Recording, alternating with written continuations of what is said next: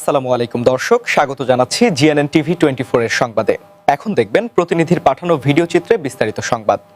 হোমনায় গাগটিয়া union প্রধান শিক্ষক ছাড়াই 95.65% পাস। হোমনায় চমক দেখালো ভারপ্রাপ্ত সরকারি শিক্ষক।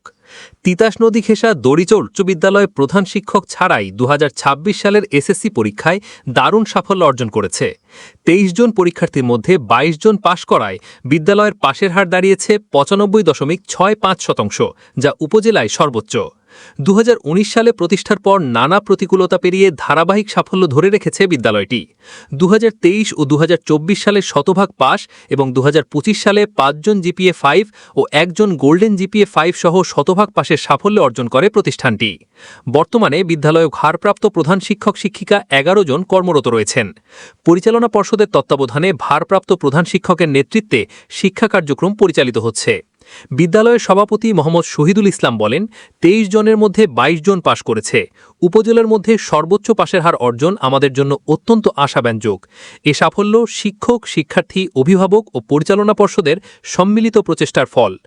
সহকারী শিক্ষক মাহবুবুল আলম জানান, এ সাফল্যের জন্য সভাপতি, পরিচালনা পর্ষদ, শিক্ষক, শিক্ষার্থী, অভিভাবক ও পরিচালনা পর্ষদের প্রতি কৃতজ্ঞতা জানায়।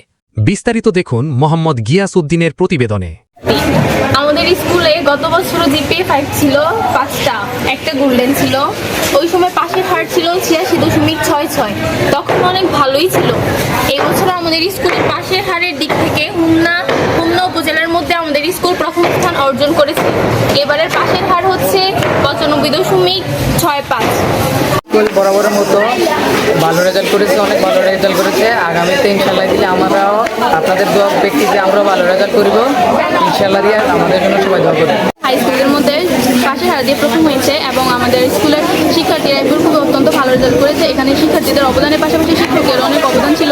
তারা তাদের সকলে একসঙ্গে চেষ্টা করাতে আমাদের এমন রেজাল্ট সম্ভব হয়েছে, না হলে এরকম রেজাল্ট সম্ভব হতো না।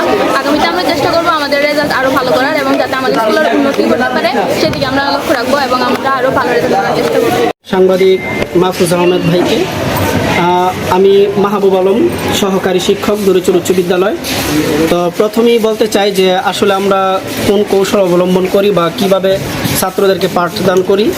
আসলে প্রথমে আপনারা ফলো করবেন যে আমাদের ক্লাসরুমগুলোতে যদি একটু তাকান, আমাদের ক্লাসরুমে কোনো চেয়ার দেখবেন না, বসে কোনো পাঠদান আমরা দিই না। এবং আমরা কোনো ক্লাসের মধ্যে যেই টাইম আছে এই টাইমটা অবশ্যই আমরা মেনটেন করি।